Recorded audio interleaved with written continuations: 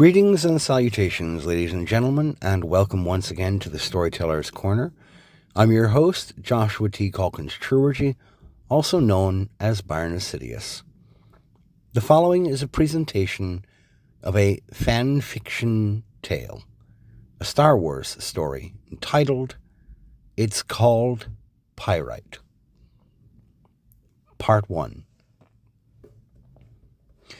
If one were to simply stumble upon the clearing where the young man in his beige and brown robes levitated slightly above the ground in a crisscross seated position, and look upon his surroundings, they might be forgiven for immediately drawing a blaster sidearm and firing upon the calf hounds surrounding him, their lips peeled back in predatory snarls of preparation to strike.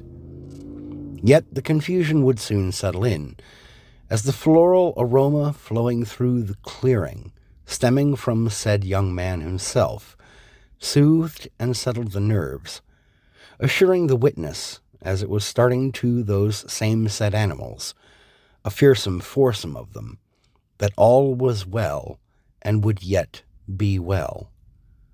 Moments after the snarls abated, the calf hounds looked to one another and began ambling away, having forgotten entirely their purpose in having come to this little spot in the grasslands of Dantooine.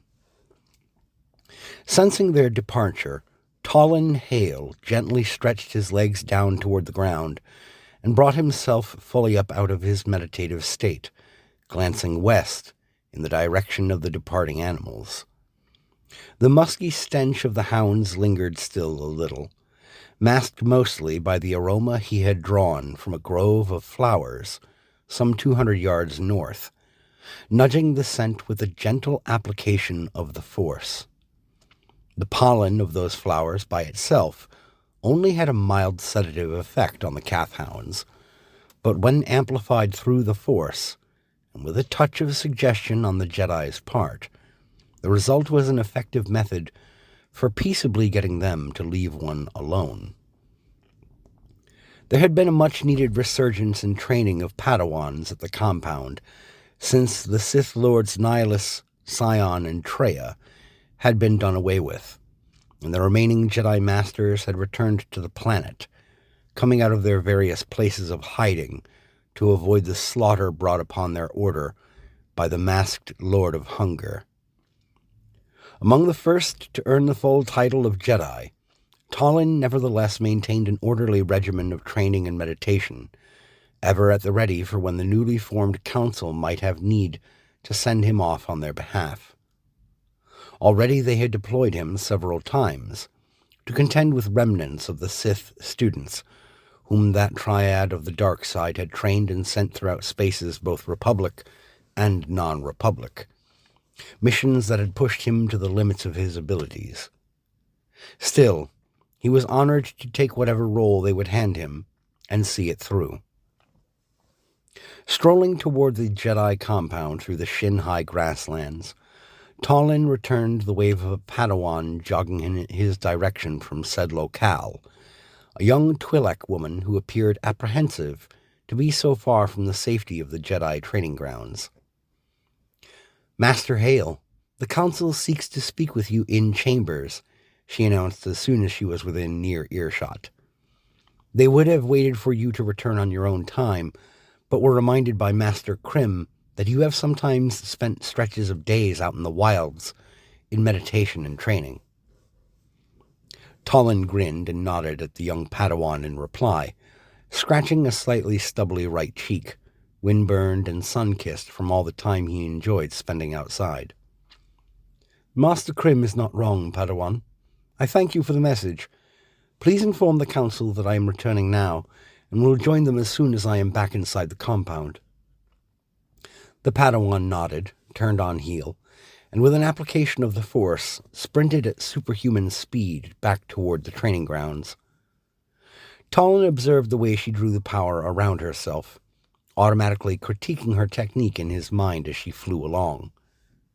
She does not evenly distribute the power through her whole person.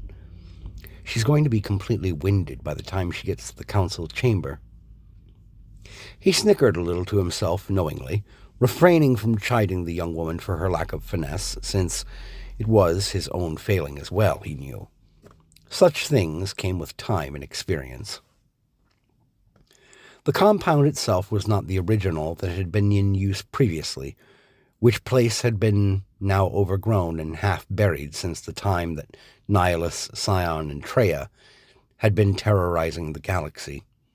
A new set of connected, modular structures had been erected perhaps a quarter-mile south of that place, put in place by an unknown benefactor. Rumors had bounced around various sectors of the Republic that the benefactor was the Vio Corporation, an up-and-coming commerce transport company. Talon hadn't done much in the way of finding out more on the subject, as it did him little good in his other studies.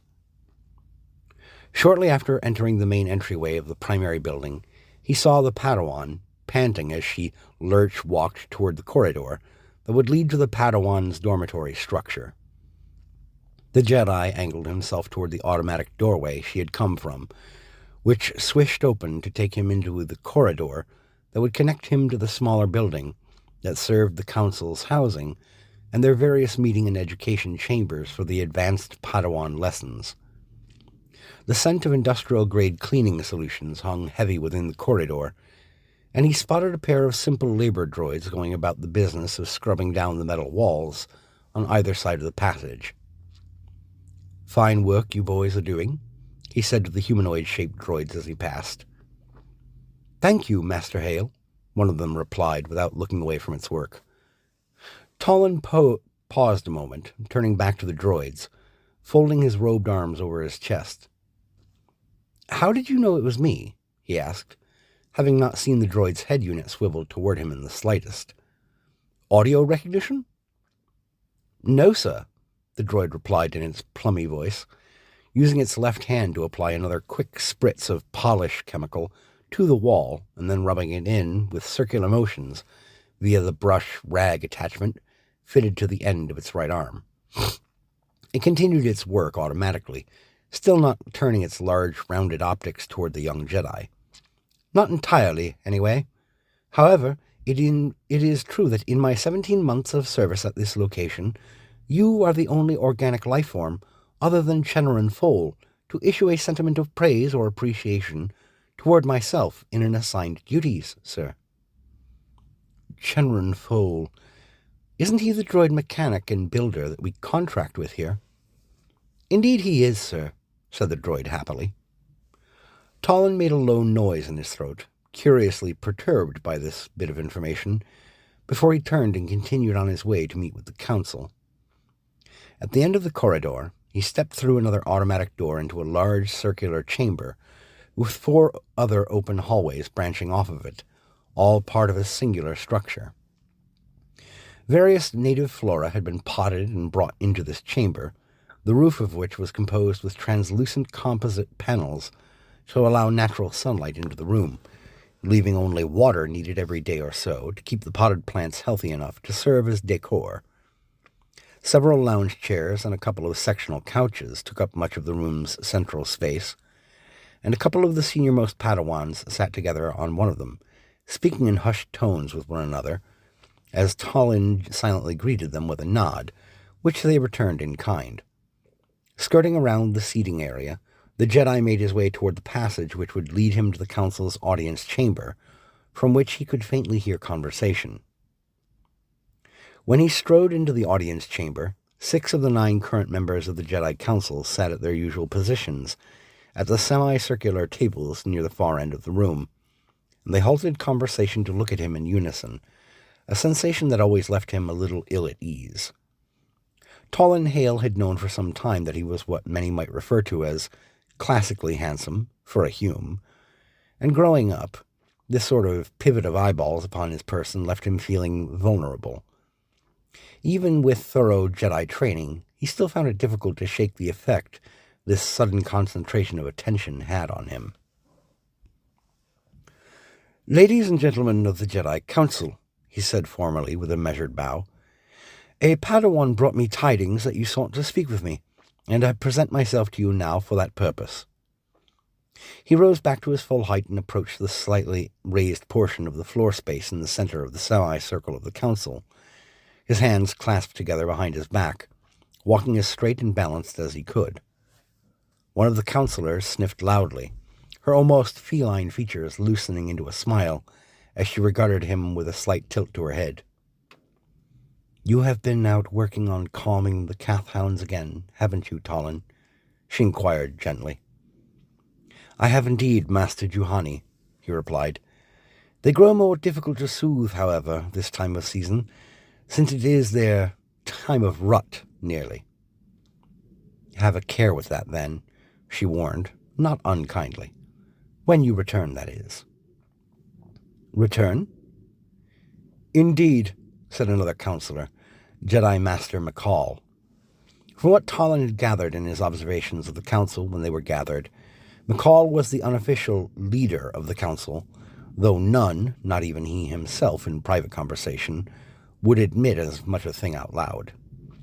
"We have detected a peculiarity, as it were, coming from a small planet near the Outer Rim, a world known as Falcon 3, in the Falcon sector. We first sensed it some months back and dispatched a few of our other fully titled Jedi Masters in that sector of space. They have recently come back to inform us of the planet most likely to be the source of this disturbance." "Did they discover the precise source or nature of it, Master McCall?" "They did not, no," he replied with a sigh and a shake of his head. "All three reported that the sensation was too faint to pinpoint further. We would like you to go to the planet and take a closer look for us. Given your background in the study of various flora, you are an excellent fit for this assignment, as there is an herb that is unique to Falcon 3, which seems to exhibit some unique medicinal properties." "I presume this will be a cover explanation for my presence on the planet, should anyone make inquiries," Talon said with a quirked eyebrow. Master McCall nodded. "Will I need to make arrangements for lodgings during my investigation?"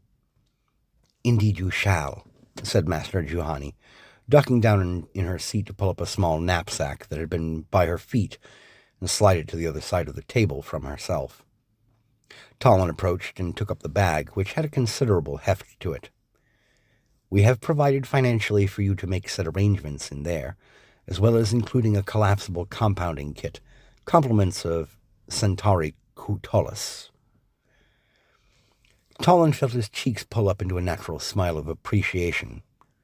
Cutolus was one of the Republic's most esteemed botanists, and he had been working eagerly with the newly formed Jedi Order to provide medicinal laboratory equipment for their purposes. "His generosity in providing such gear is quite the boon," he said, tying the bag around his waist and looping it carefully to his main sash. "Please pass along to him my deepest appreciation for this." "I shall do this, of course," said Master Juhani. "A shuttle ship has already been set aside for you to fly to Falcon 3 at the port. If you require a droid for assistance, simply inform Cherian Foal." Talon nodded, bowed to the council, and bade them farewell after promising to depart within the hour. The Jedi swiftly made his way to the dormitory where he and many of the other senior Jedi who remained on Dantooine resided, ducking into his private quarters just long enough to make use of the lavatory and collect a few essentials for travel. On his way to the spaceport, he paused in the corridor connecting the council building and the welcome center, standing beside the labor droid he had spoken with earlier. "Excuse me, but what is your name, my good man?" Talon inquired. The shiny light green droid, modeled similarly to a protocol model, turned itself toward him, head tilted curiously to one side, rounded optics fluttering with a faint bluish light, as if it were blinking in surprise at him. "My name, sir? Ah, right. I believe you mean to ask my designation, which is, I suppose, as close an approximation as one can arrive at. Very good, sir. My name would be JN-68. I am an analysis and labor droid, primarily utilized in the observation of interior living and environments, so that I may determine how best to clean them, including the use of chemicals and equipment. And do you have other function sets and routines available for access and deployment? Indeed I do, sir, but they are presently behind dormant program lock, per Master Foal, so that I won't waste my precious time or energy on things that I don't need to be tending to. Why do you ask? Tallon Hale grinned at JN-68 and patted it on the shoulder plating area. Come with me, and you'll see.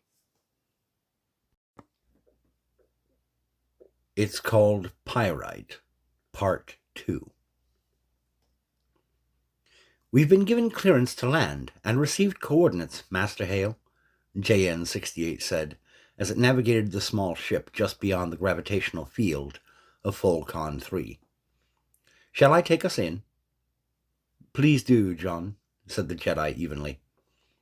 He was concentrating as best he could on the surface of the planet with his force-trained senses, eyes half shut as he allowed his mind's eye to wander the lands below the ship. He didn't try to influence the ebb and flow of these senses, or cajole them toward a set destination or stimulus. Master Graken had often informed his students that this was the surest way to work with the Force in meditative detection, rather than trying to coerce it. The flight from Dantooine to Folcon 3 had been uneventful, which he appreciated, and now that he was descending toward the planet itself, he was experiencing the sort of uncertainty he hadn't felt since attaining the title of full Jedi. Whatever his brothers and sisters in the Order had detected when they were scouting this area, he hadn't detected a hint of it himself as yet. As the ship descended toward one of the spaceports near a sizable settlement on one of the planet's larger landmasses, however, Tallon Hale felt a sharp twinge at the nape of his neck, a twinge that had come to him through the Force. There it is, he thought, sitting stiff in the passenger's seat in the cockpit of the small vessel. Faint, like the last ripples when one throws a pebble into a lake, just before the water stills once again. Yes, there's something here. But what? Of course, there came to him no small voice in answer from the Force. He had learned long enough prior that when such an answer was given, it rarely came in so blatant and obvious a fashion. An audible beep sounded in the left earpiece of the headset he had put on after buckling in for the final descent onto a spaceport docking pad. Greetings, passengers of vessel 213A26-Dan. This is Sergeant Roe Cullett of the Unified Folcon 3 Guardian Forces, Transportation Division. Upon landing, please sit tight in the cockpit of your vessel and remotely open your landing ramp, if possible. In the event your vessel requires localized manual operation, please stand in plain view of our inspection officers so that they can greet you, and I'll be along shortly for a personal welcome to our fair world. Thank you. There came another beep in Tallon's ear, at which he made a low noise in his throat. Some trouble, Master Hale? Not necessarily, no, he mused aloud, maintaining his calm as the droid completed their landing and reached out for the switch to operate the landing ramp on the small ship. I merely find it curious that such caution is exerted for what appears for all intents and purposes to be a less than noteworthy planet. Tallon undid the restraint harness and rotated his seat around, so that he would be facing the inspection officers and Sergeant Cullett when they came to speak with him, allowing his posture to remain largely loose and unassuming. He did not endeavor to hide the hilt of his lightsaber, however, as one might have during the height of the Jedi Civil War, or the dark days of the terror of Nihilus, Sion, and Traya. The Jedi had no need to hide themselves that way anymore, even if sometimes public displays drew unwanted attention upon them. The echo of metallic boots clapping on the boarding ramp echoed up the short length of the vessel, 3 sets of feet from what he could hear, soon followed by a lighter set of steps. Tallinn saw from their gear that the standard officers here on Falcon 3 were equipped with medium-duty combat armor and boots, while the sergeant himself, a Trandoshan with wide, brilliantly yellow eyes, wore a more officious, bureaucratic tunic frock and trousers over softened leather shoes. While all 4 men appeared to be carrying blasters on their hips, none had weapons drawn, and the 3 subordinates hung back in the main cabin, quietly jawing among themselves, while their commanding officer approached Tallinn and JN-68 in the cockpit, his hands clasped behind his back. "I am Sergeant Roe Cullet, sir," the officer said with a respectful nod to Tallinn. The slit-like pupils in his reptilian eyes narrowed further than usual as they fell upon the lightsaber hilt, and he paused a moment, seeming to consider further words more carefully. A scaled hand eased out from behind his back and pointed briefly at Tallinn's hip. "Can't say as I've seen a Jedi here in quite some time." "We try not to advertise, even these days," Tallinn replied with a grin. He rose from his seat with deliberate movement, wishing to cause no alarm. "I am Jedi Knight Tallinn Hale, and this," he said, turning his head and using his weapon hand to indicate the droid, who had turned in his seat but not yet unbuckled from the harness. "This is my companion, JN-68. You may call him John." Tallinn sensed a subtle wave of discontent from the sergeant, and cast his attention fully back upon the Trandoshan. "Of course, I am given to understand that your people generally do not view machines of any sort as anything more than useful tools, even if cleverly programmed to mimic personhood, Sergeant Cullet. I disagree, but I respect that your perspective may well differ from my own." The Trandoshan narrowed his eyes a moment and looked away, clearing his throat. When he looked back at Tallinn, the Jedi sensed now a hint of shame coming from the sergeant as he replied. "It is difficult, Mr. Hale, to see through the fog of long-kept lessons. The prize for such a hunt is not a tangible thing, and proves challenging to display to others as proof of one's victory. Do you take my meaning?" Tallinn thought upon what he knew of the reptilian humanoids race, their largely tribal cultural practices and methods of communication. In light of what he had learned over his years, he thought he understood, but preferred clarification in all things where possible. "Possibly, Sergeant, though I wish no misunderstanding," Tallinn replied quietly, to keep his words between just himself and the Trandoshan, and possibly JN-68. "You were raised by your tribe to believe droids cannot have personality or personhood, but the evidence of your eyes whilst living as a contributing member of the Republic has brought you to question this convention, yes?" The sergeant gave the barest nod in response. "Ah, you have my apologies, then, if my declaration has given you upset." "Think nothing of it, Mr. Hale.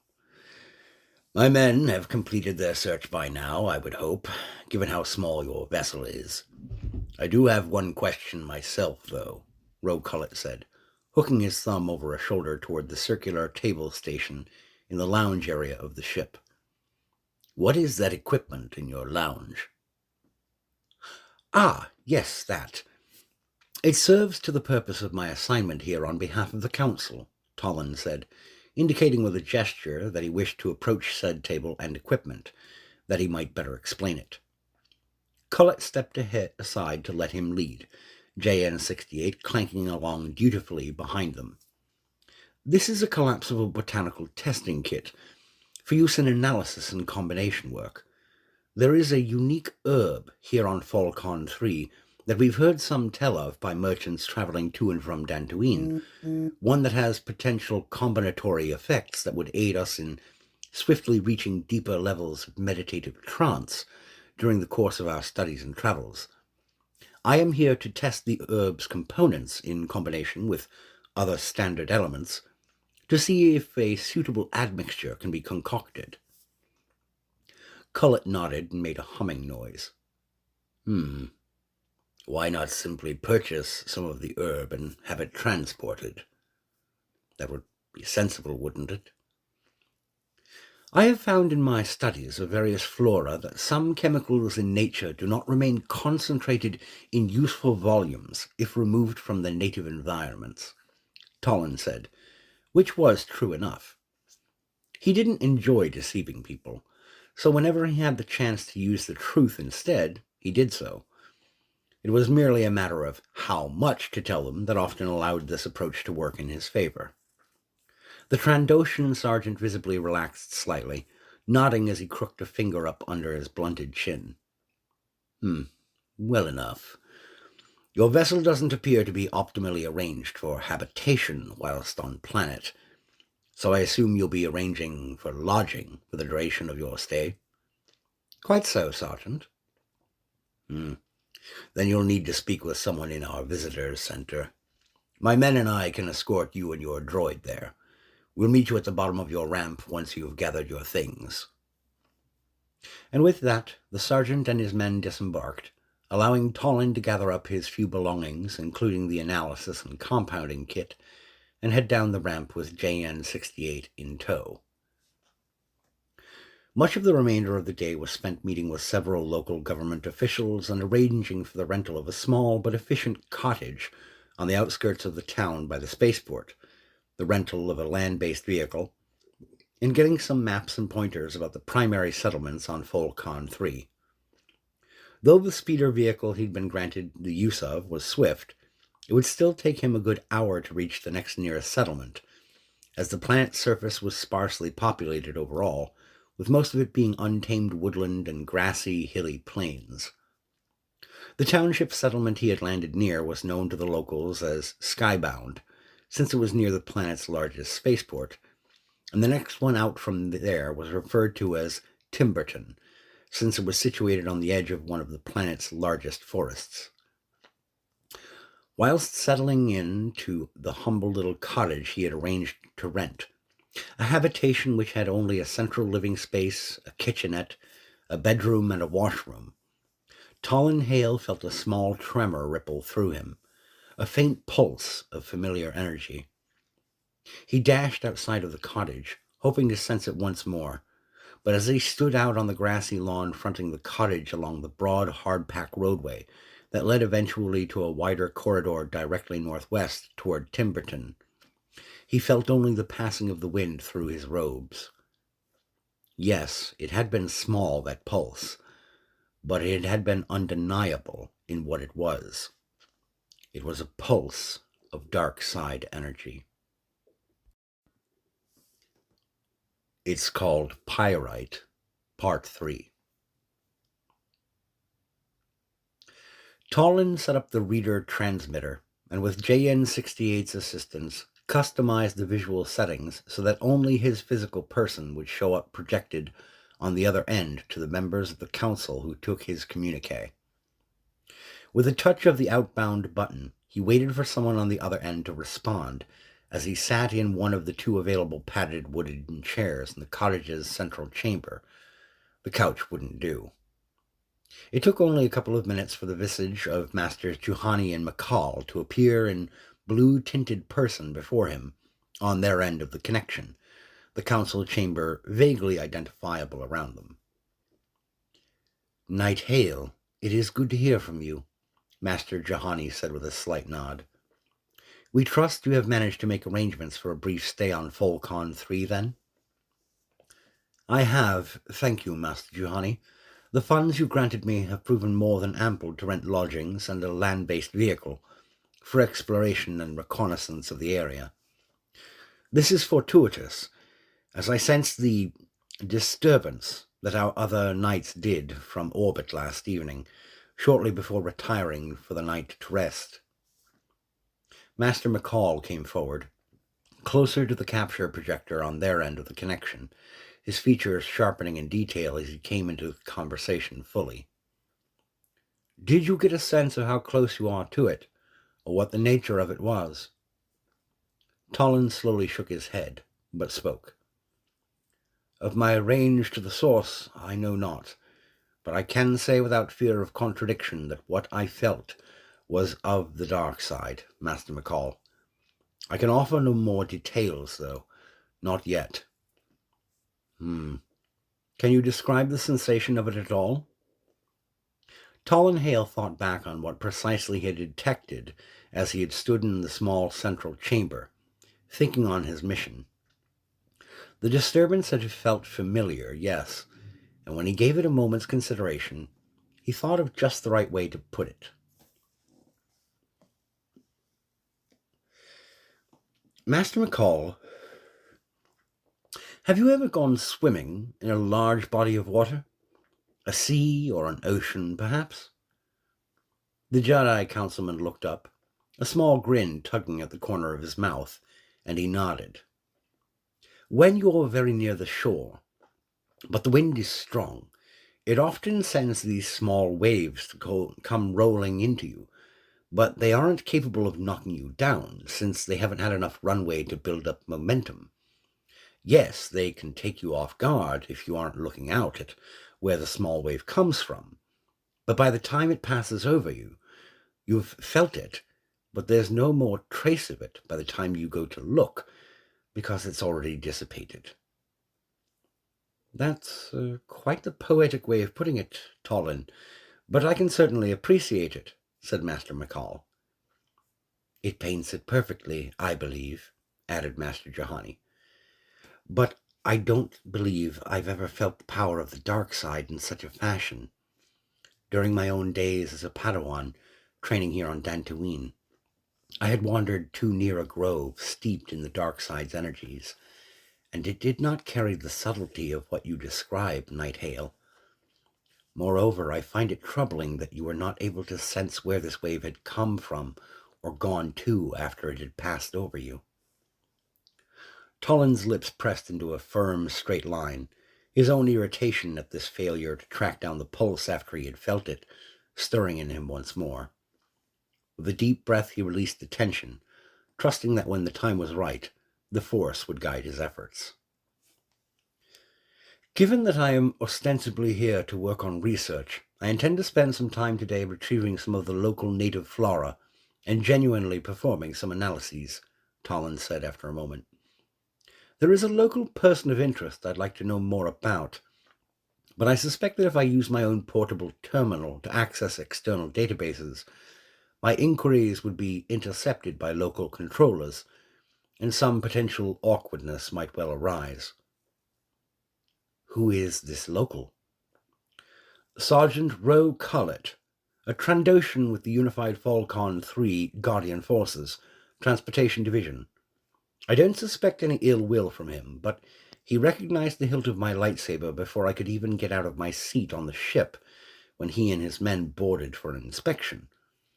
Any information I may get about him could prove useful later on if I should need the assistance of local authorities.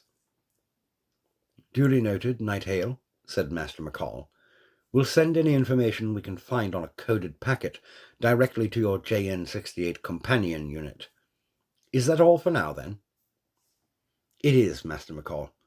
May the Force be with you, Tollen said, waiting for the echoed response before tapping the button to disconnect the transmission.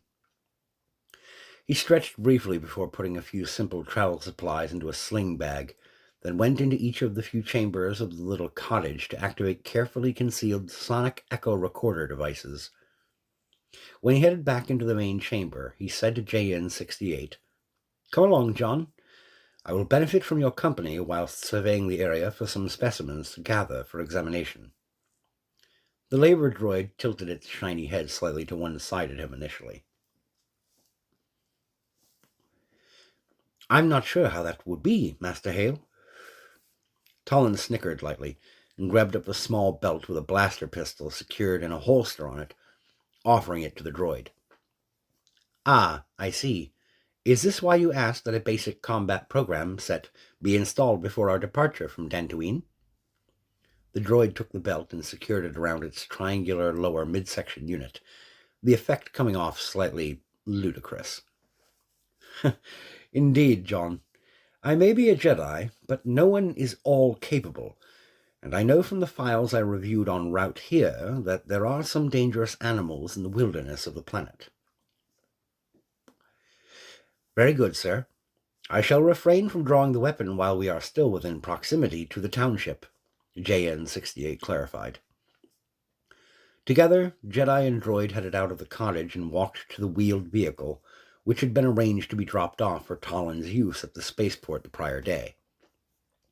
Using a control key, Talon brought the vehicle online, and soon started driving it north and slightly west of the cottage and Skybound proper. He only had to drive a couple of minutes before he had brought them near the edge of a sizable pond, which was ringed by a variety of colorfully dotted bushes, flowers of a sort he had never seen before. He turned off the vehicle and slid his door back, clambering out and reaching back in to collect his travel bag. Do me a favor, John, and push that button there to open the cargo hatch at the back. The droid pressed the small black button, which popped open said hatch, from which Talon collected a short, long orange box. He carried this box and his bag, followed closely behind by the droid, which had drawn out the blaster pistol from its holster. Talon paused a moment in his approach to the bushes, considering the droid. Is something amiss, John? Close-range sensors indicate the close proximity of about a dozen organic lifeforms of detectable size, sir, the droid replied. Talon looked toward the pond, let out a short bark of a laugh, and set the box down in order to point toward the water for the droid. Right near the surface of the water, small ripples could be seen, as local fish or amphibians of some sort swam up and dove back down from the surface of the pond. Ah, I see. My apologies, Master Hale. The droid holstered the blaster and secured the snap over the handle nimbly. Don't apologize for doing exactly what I have asked you to do, John, said the Jedi Knight amiably. Now, come help me gather some of these flower buds. I've not seen their like before, he added, going about the pleasant work of collecting from the plants. As he pulled free one of the purple flower buds, a thin, translucent fluid spurted from the torn stem, splashing a little on his robe sleeve with a hiss and a puff of smoke. Talon flinched back with a short, sharp grunt of surprise, though thankfully not of pain. The robes had absorbed the brunt of the acidic fluid's effect, thankfully. JN-68 came up on his left side, offering Talon a square jar of sorts, labeled CS8. Ah, good thinking, John. I'll hold the jar. Talon Hale brought the jar right up to the severed stem of the purple flower, and the droid squeezed its metal fingers nimbly up along the stem, milking a thin stream of the unknown fluid into the protective collection jar.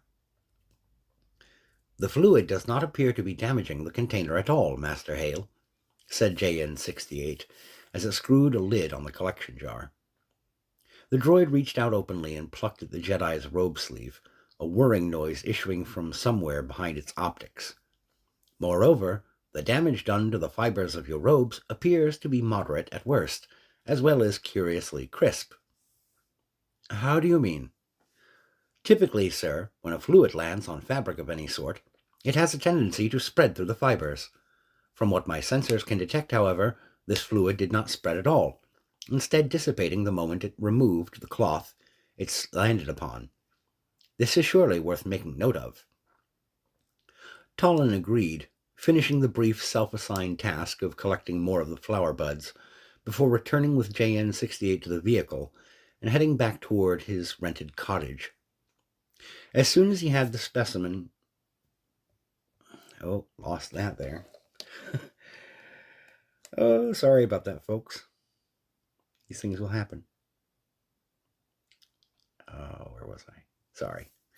As soon as he had the specimen containers arranged on the sizable rounded table in the main chamber, he headed to the sonic sensor devices and turned on their playback modes in high speed, revealing, as he had hoped, that the residents had remained entirely undisturbed during his and the droid's absence. After setting up the analysis equipment, Tallon let out a resigned sigh, as it would take at least a couple of hours to run all of them through full examination. John, I'd like to get a better feel for the local environs. Do me a favor, and run each of these blossoms through the primary breakdowns? Of course, Master Hale. There appeared to be a pleasant enough little cafe near the town center when we were making our way to the offices for temporary housing. Perhaps a visit there would be in order. Tallon thought this an astute observation, and moved to take that idea upon. The cafe did indeed prove to be a quaint little establishment, and its respectable selection of various teas and other warm drinks and pastries proved endearing for the humble little operation that it was. Tallon resolved that he would make it a regular stop whilst on Falcon 3. As he finished his drink and started to rise from his little table, he felt the pulse again, sensing that this time it had come from somewhere closer to his person. Eyes wide, he swiftly but surreptitiously glanced around at the small handful of other customers in the cafe, immediately dismissing any of them as having been the source of that disturbance. It's Called Pyrite, Part 4. For 3 more days, Tallon Hale went out into the wilderness between Skybound and Timberton to collect local plant life samples and test them, but he did not sense that pulse of dark side energy during this stretch of time. On the 4th morning, shortly after he rose for the day and before heading to the cafe for his breakfast, JN-68 tapped him lightly on the arm. Master Hale, I have just received a data packet from the Jedi Council through several encoded relays. Would you like me to copy the contents onto your data tablet? Rather than voice his response, the Jedi Knight went into his small bedroom to retrieve the device, which JN-68 plugged himself into via a cord extension tucked into the left palm, and after several moments, he retracted the cord, offering the tablet back to the human. Shall we be going to the cafe again, Master Hale? No, John. I'm going to stay here and read the information the Council was able to dig up. Would you be willing to go and get my order and bring it back here? I'd be happy to do so for you, Master Hale. Shall I take your credit stick for payment? Yes, it's on the nightstand beside my bed, Tallon replied, taking himself over to the couch in the main room and sitting comfortably upon it, opening up the first of the text documents received from JN-68's transfer. The first thing that the report clarified was that Sergeant Roe Cullett of the Unified Falcon 3 Guardian Forces was not, in fact, just an officer in the planet's transportation division. He was also a sergeant detective in their homicide division, presently engaged in a case concerning a recent off-world arrival who had turned up dead in the woods near Skybound. Further details regarding that case had not been retrieved by whomever the Council got this information from, but it piqued Tallon's curiosity. Why didn't he volunteer the full scope of his duties to me upon boarding for inspection? The second thing the report revealed was that Roe Cullett was a veteran of the Republic's war against Darth Revan and Darth Malak, breaking from the traditions of his family clan to help serve the Republic. Cullett's clan wasn't precisely antagonistic toward the Republic, but historically they treated it with a distanced disregard. When asked why he had done so, the young Republic recruit had clarified that, from his line of thinking, if the Republic fell to the Sith, his own people would soon be subjugated or hunted down and slaughtered right after. Roe Cullett saw his service to the Republic as a form of forward defense of his people. Whoever the Council's investigator was had also attached a basic service record from Cullett's time in both the Republic's army and as a law enforcement officer on Falcon 3.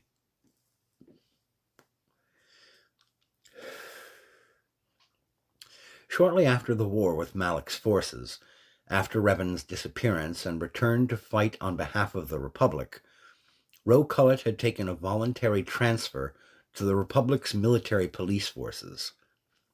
This ended up naturally serving as a kind of stepping stone for him to eventually seek out a more permanent placement, and he was offered a position with Falcon 3's Guardian Forces, where he swiftly moved up from corporal to sergeant.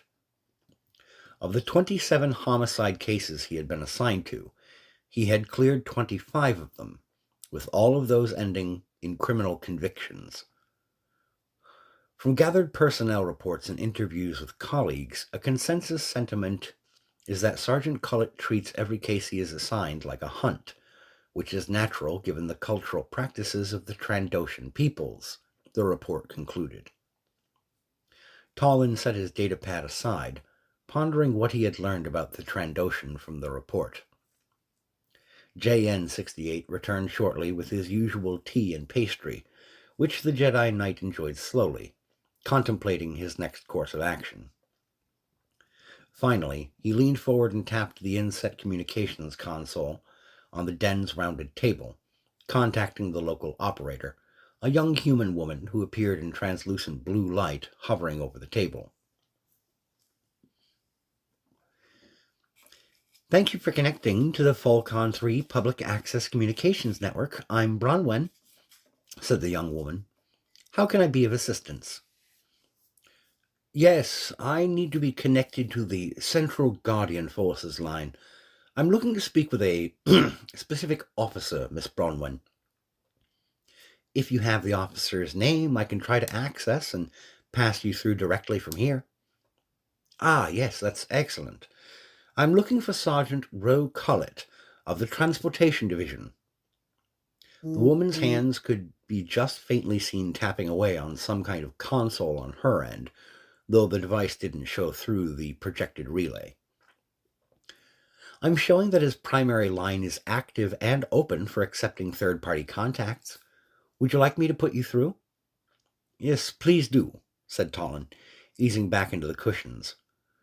Moments later, the projection before him abruptly blinked out and then back on, showing the Trandoshan sergeant from the waist up, likely seated at the desk in his service office. Sergeant Cullett, it's Tallinn Hale, the Jedi Knight said with a nod. Yes, I remember you. Just arrived the other day, didn't you? I did indeed, said Tallinn, sitting up and then leaning forward. Is this line secure, Sergeant? The ridge line of scales over the sergeant's left eye quirked upward faintly, and his left hand shifted out of view for a moment, followed by an audible click, which also brought the projection before Tallinn into slightly sharper focus and coloration, as if some unseen background filter program had been severed from access to the communique between the two men. It is now, Jedi Hale, the Trandoshan replied evenly. Is there any reason that you would need a secure line with me? A brief counter-question, Sergeant. Was there any reason you didn't inform me, upon our meeting, that you are also a homicide detective with an impressively high clearance rate on your cases? Tallinn grinned like the cat that caught the canary, as the Trandoshan just blinked rapidly at him before seeming to shrink a little in his own office chair. I assume your council recruited someone to track down information about me, the sergeant finally said after a minute. What you say is true, though it is routine. When I greet Outworlders here to Falcon 3, I never introduce myself as a homicide sergeant detective, only that I am with the Transportation Division, which is true in and of itself. Is double duty common for the higher-ranking officers here? No, just for those of us in the Homicide Division, since there aren't a lot of those sorts of things that happen across the planet. You must understand, though this is a sizable world, there are only 9 densely populated cities or townships on its entire surface, and 8 of them are right here on this landmass, all fairly spread out from one another. Pellicor itself is on an island, and is populated only by the Falcon 3's central governing body members, and some few Guardian Force members. I see. So it's a matter of making up for a lack of manpower. The Trandoshan nodded. Very well. Pressing on. You have an open case right now, yes? Indeed. Another off-worlder. A recent arrival, said the sergeant. I now assume that he is the real reason that you're here. And why would you assume that, Sergeant? Because, like yourself, when I found his body, he too had a lightsaber sheathed on his hip.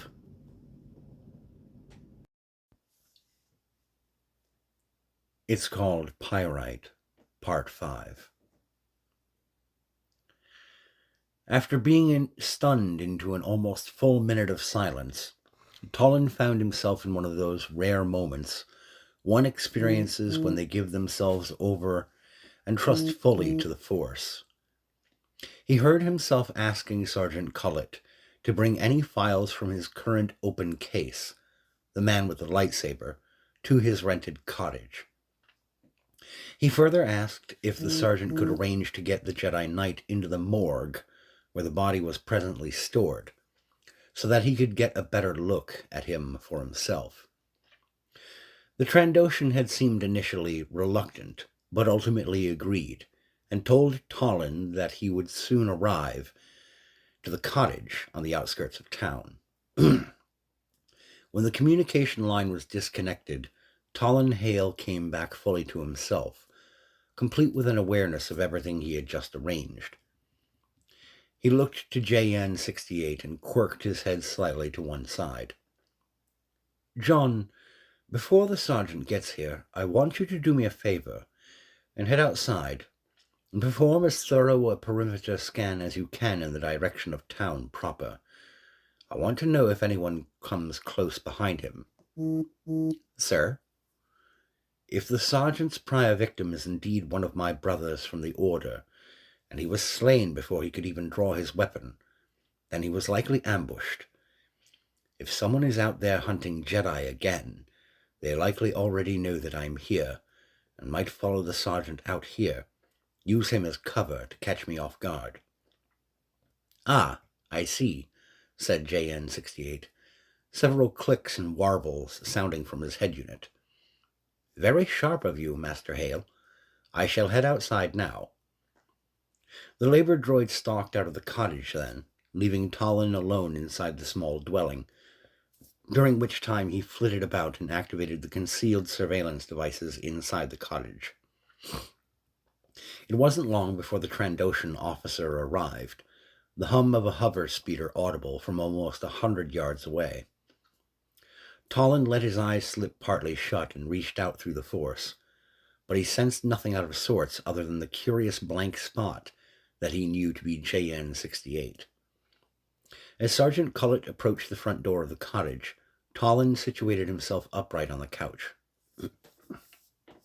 The sergeant only knocked perfunctorily before entering the dwelling, his hands held somewhat elevated, left hand open and palm down, as he let the door ease shut on its own behind him, the right hand holding something. It is Sergeant Roe Cullett, Jedi Hale, as requested, the Trandoshan said, a blocky, outdated datapad discernible in the right hand, as he stepped toward the Jedi Knight. You are welcome within, and have my thanks, Sergeant. Please, said Tollin. The sergeant lowered his hands and approached, offering him the datapad, already turned on and opened to the top page of his current open file. You aren't going to like what's in there, Jedi Hale, said the sergeant with a shake of his head, arms folded over his chest. Certainly I haven't, so far. No obvious wounds, no sign of a struggle, and nothing that stood out and shouted at us from the man's blood work, despite the fact that he was as pale as a human can be without some kind of terminal illness at work in them. Tollin read through the crime scene report silently, moving on to the second page in the file and going over the details as listed by the responding officers. The body of the off-worlder, who had registered with the tourism office as one Jarkanik Dosh, was listed as being transported to the Falcon 3 Central Medical Facility, where it was being held in the Guardian Force's preservation chamber.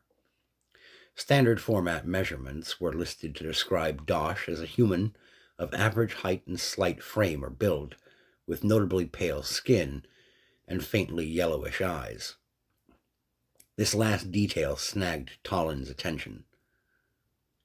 "Sergeant, I need to see this man's body," Tollin said, putting the datapad in sleep mode quickly. "Now."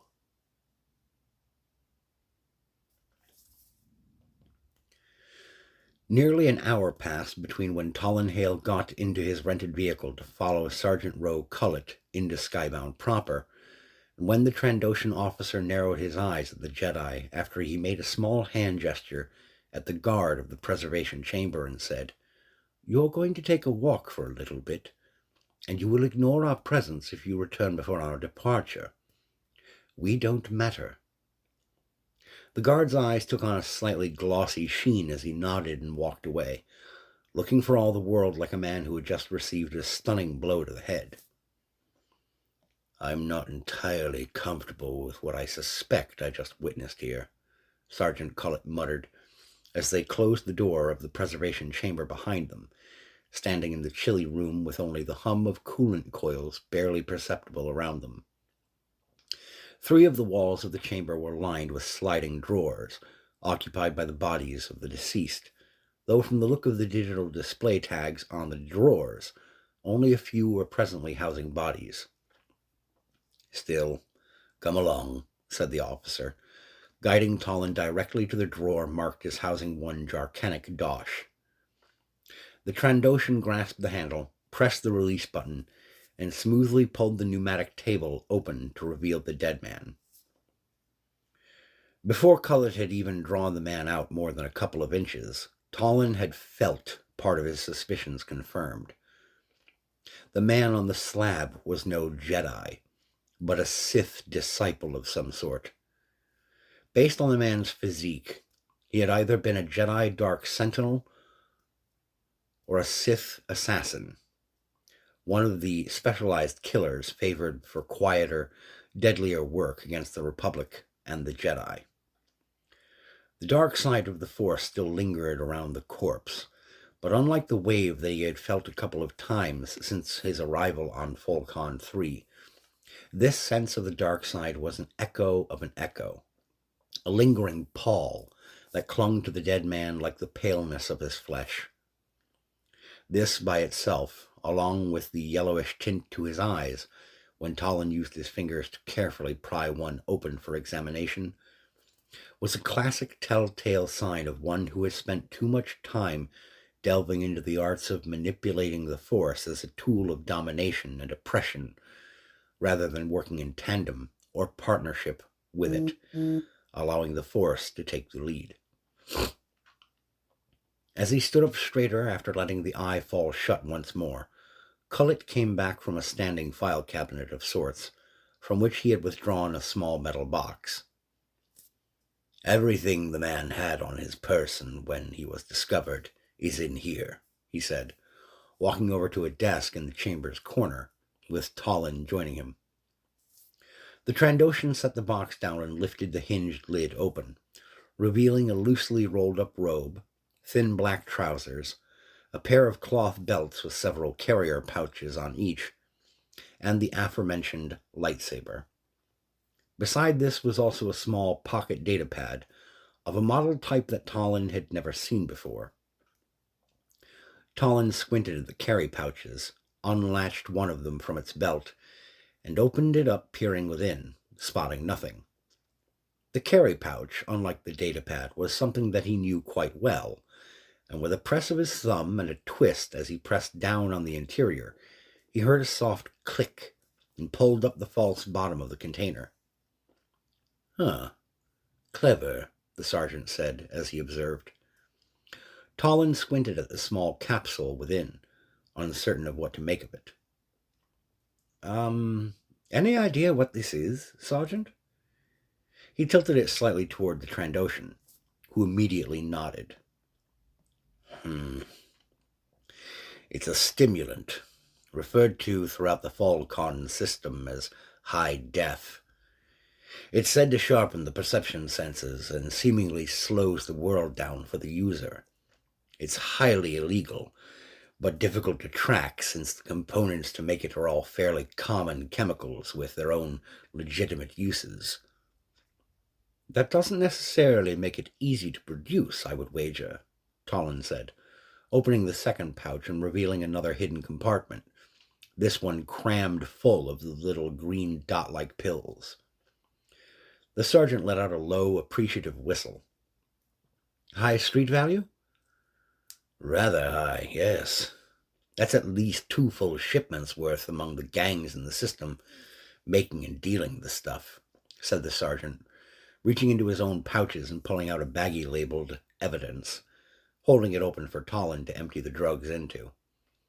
It would be helpful if I could chalk this up to a drug gang thing, but I doubt it, given the look you gave me and gave that man when you first saw him on the slab back there. Tollin gave the sergeant a double blink. I sensed it, a tension in your body. I may not be among my people anymore, Jedi Hale, but a Trandoshan is always and ever a hunter. Knows how to read the sentience around them. My stiff here is a Sith, isn't he? Or what you said, a dark Jedi. Tollin nodded with a sigh. And your council isn't exactly running a narcotics division of their own these days, are they? No, though the damage such things do in the galaxy makes me wonder if perhaps that might not be a good idea, the Jedi Knight remarked. No. Leave the everyday things to everyday men and women, Jedi Hale, the officer said with a shake of his head. The 2 men closed the box and returned everything in the chamber to its previous state, and as they were about to leave the room, Tollin paused, once again sensing that wave of dark side echo pass over him. It hadn't come from the dead man at his back, however, but from somewhere directly ahead of him. Checking his compass without taking another step, he then used his own datapad device to record the precise coordinates of where he was standing in the building. With any luck, he would only need to feel that pulse from one other spot to work out where it had come from. It's Called Pyrite, Part 6. I'm well familiar with the concept of triangulation, Master Hale, said JN-68 a couple of days later, standing a couple of feet away from the robed Jedi Knight. Since examining the Sith corpse, he had contacted the Council to report his findings and suspicions, loose as they were.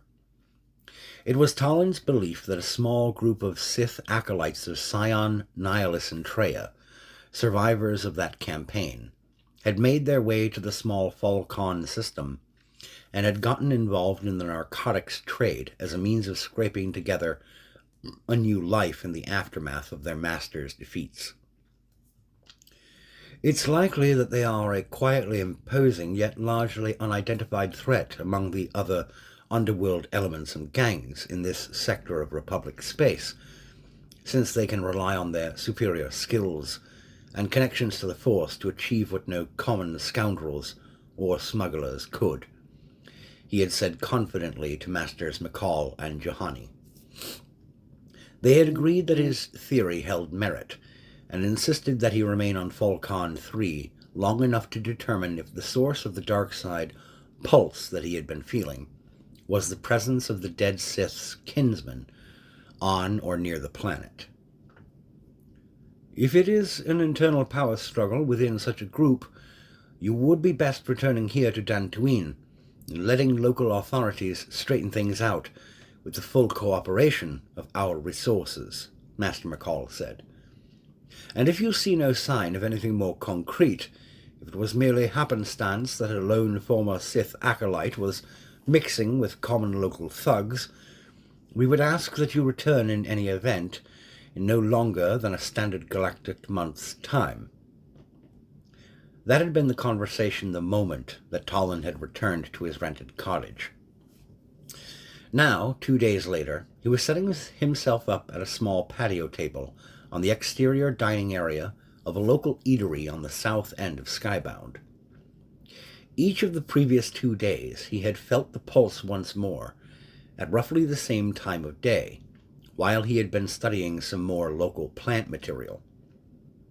This time he wanted to be somewhere other than at the rented cottage when he felt it, so that he could use his compass and his location to complete the third point of contact, and try to get a triangulated source point for the pulse, along with the droid, to help him swiftly calculate the location.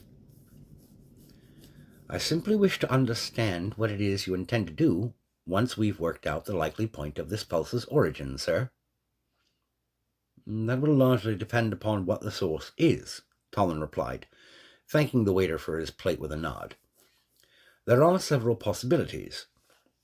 If the source is a Sith or a Dark Jedi, then we'll try to get a visual record of him or her to pass along to both Sergeant Collett and the Council back on Dantooine, and we shall await further instruction. If it's some kind of animal unique to this planet, we'll observe it for as long as we can at a distance, get visuals and report directly to the Council. No need to worry local authorities in such a case. But there is another possibility, which would be the presence of some sort of Sith artifact, a holocron or something similar that is being activated on a kind of scheduled timer. If it's this last, then we do the same thing that we would with an animal, but with the exception and expectation that the Council will likely want us to retrieve it and bring it back to Dantooine. Very good, sir, said JN-68. I have the previous location coordinates loaded into my subroutine, as well as directional input. You need only tap me to inform me of any new input to add, and make my calculation with, Master Hale. Tollan tucked into his light breakfast and was perhaps halfway through it when he felt it once more, the echo pulse of dark side energy. He tapped the droid hastily on the arm and consulted his compass, holding it up for JN-68 to confer with. The droid's optics began flashing yellow and white, and a curious clicking sound emanated from its torso section before it angled its head down toward the Jedi. Sir, I believe I've properly triangulated the location of the pulse you are feeling, but it doesn't make much sense to me. Why, John? Where is it coming from, according to your calculations? Sir, it would appear that it's coming from the Cloudburst Cafe, that little establishment that you've been going to most mornings. Tollan allowed himself a moment of calm, gently reaching out to the Force for guidance, for some sign of what he should do next. A twinge in his feet made him stretch his legs momentarily, and as soon as he did, he rose from his seat, scarfing down the remainder of his rice and meat bun hastily as he clapped JN-68 on the arm, signaling for the droid to hustle up alongside him. After only a minute, Tollan paused, looking back to see that the labor droid, not built for swift movement, was well behind him. I'll catch up to you eventually, sir. Don't worry about me, the droid called out with a wave, and Tollan gave him a grin and nod. Say what you will about them not being real people, he thought, but sometimes they're better than organics. Tollan Hale launched into a full sprint then, channeling the Force flowing around and through his body to enhance his running speed, the township passing like a blur on either side of him. He knew this was a riskier maneuver for him than some others in the Order, for of the advanced titles one could adopt, he was no Jedi Guardian or Weapons Master. He was considered by his brothers and sisters, as well as the members of the Council, to be a watchman, focusing more on the subtler skills and abilities of one not depending too much on Force powers or elite-level swordsmanship with the lightsaber. He didn't possess the physicality to deftly and narrowly avoid collisions with other people or objects in motion in front of him, nor the innate and probing Force sensitivity and foresight to predict onrushing events like a true master of the Force arts.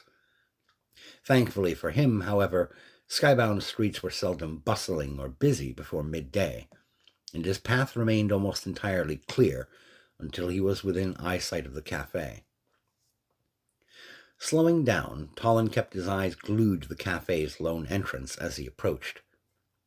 He took a moment at the door to compose himself entirely, then entered as he had already on numerous occasions since his arrival on Falcon 3. As he stepped inside, the proprietor at the front counter nodded happily to him with a faint smile, as she had before, and he returned the gesture in kind. He had seen her conversing politely with everyone who came into her cafe, a genuinely pleasant and matronly figure of the township.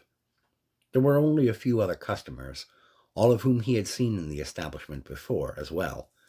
Nothing seemed particularly out of sorts.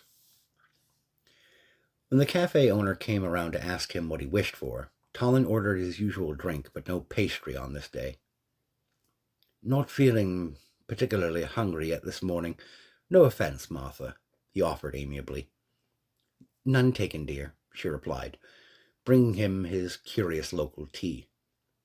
He sat and drank, mulling over every detail of the cafe's interior that he could see from his seat near the center of the customer's floor space. Even after finishing his drink, nothing leapt out at him, and he rose from his seat feeling a touch frustrated.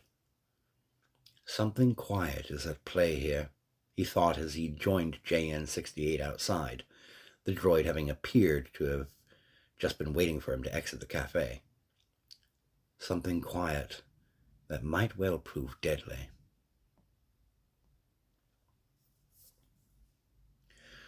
When the knock came at the cottage door the following morning, Tallon came awake with a start.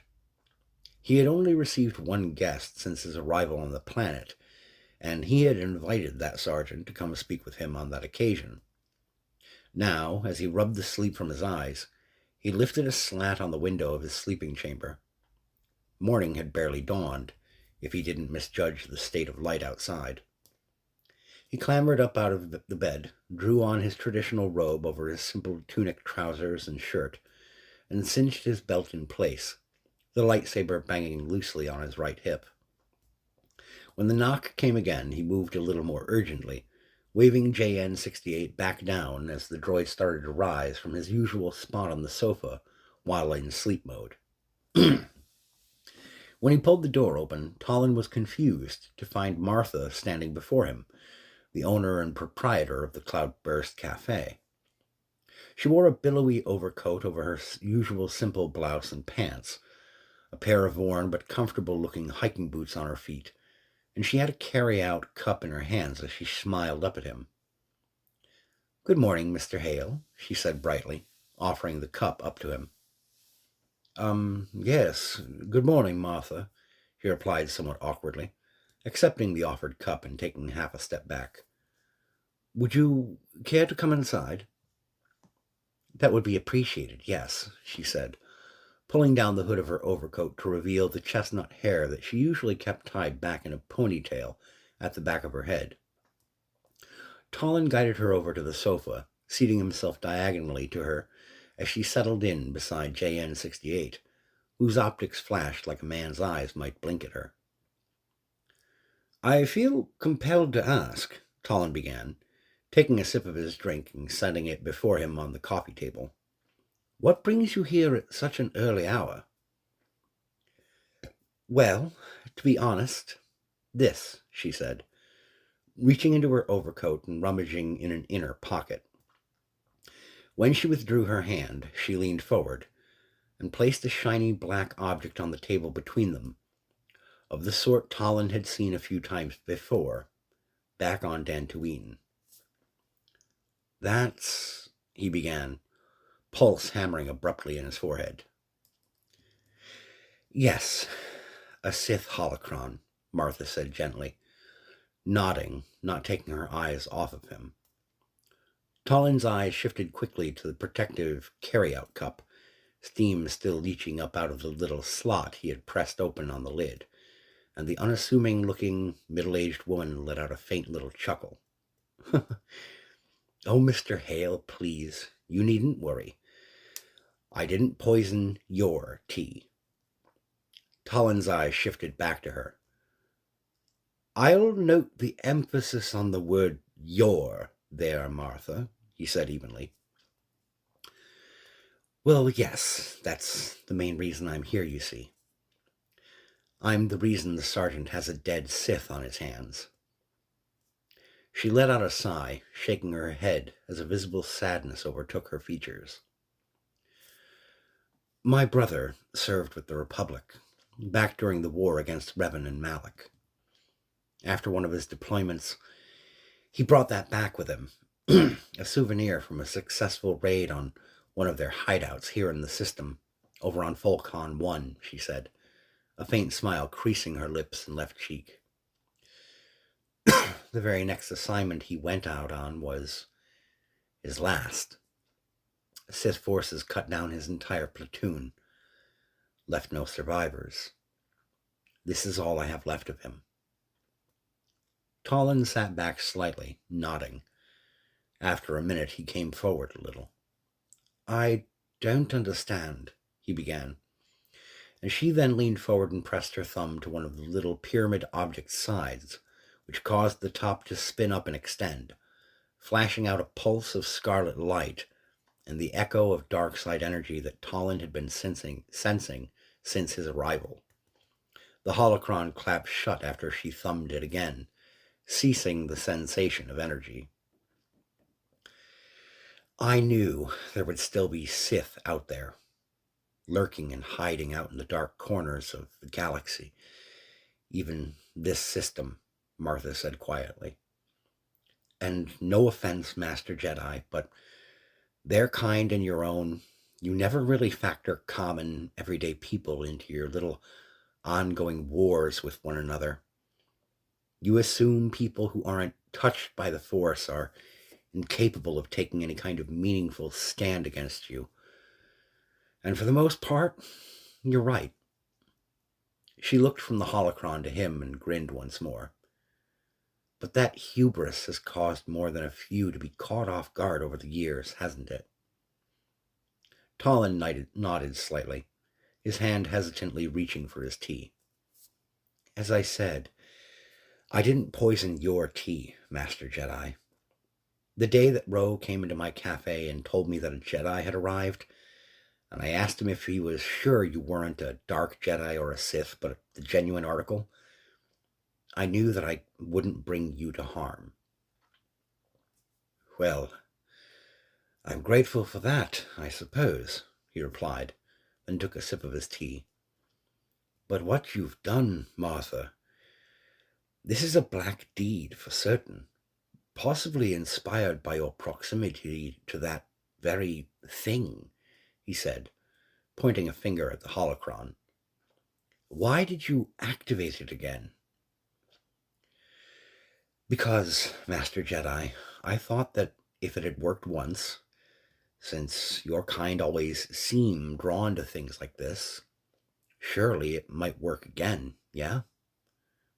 She shook her head once more, leaning forward and nudging the holocron closer to the edge of the table by Talon's knees. I thought I might be able to repeat my initial success, help the galaxy by getting rid of another of those damned Sith. But you might be right. I might have had such an awful thought because of that thing's influence. She stood up and folded her hands in front of herself, seeming lost in thought for a moment. If you feel the need to turn me in to Sergeant Cullett, I understand. Likewise, if you feel that I should accompany you back to your council to stand in judgment, all I would ask is that you allow me to make arrangements for the cafe. Talon rose from his seat, pocketing the holocron for the moment. To be honest, Martha, I'm not entirely sure what's going to happen now. For the time being, you should return to your normal daily business. I must confer with the council and seek their wisdom in this matter. And Martha, she looked up to him. How did you know the man was a Sith? My brother told me what to look for, she replied. The paleness of complexion was questionable, But when I saw the man's eyes, that reptilian yellow, and the way he carried his lightsaber on his hip, always with a hand on it, as if it were a first resort, not a last one. Jedi talk to everyday people first. Sith only speak to deceive or dominate. Tallinn found himself nodding at this. What would you have done if you were unsure of me? Very simple, Master Jedi.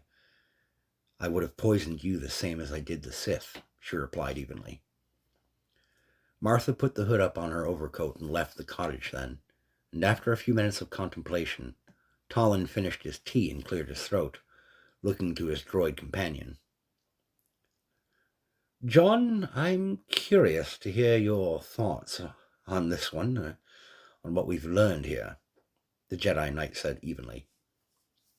Master Hale, surely you understand that my personality matrix is not nearly as complex as that of an organic individual, yes? Granted, but you have one, and as such, a degree of individuated perspective. I'd like to know how you would proceed here were you in my position.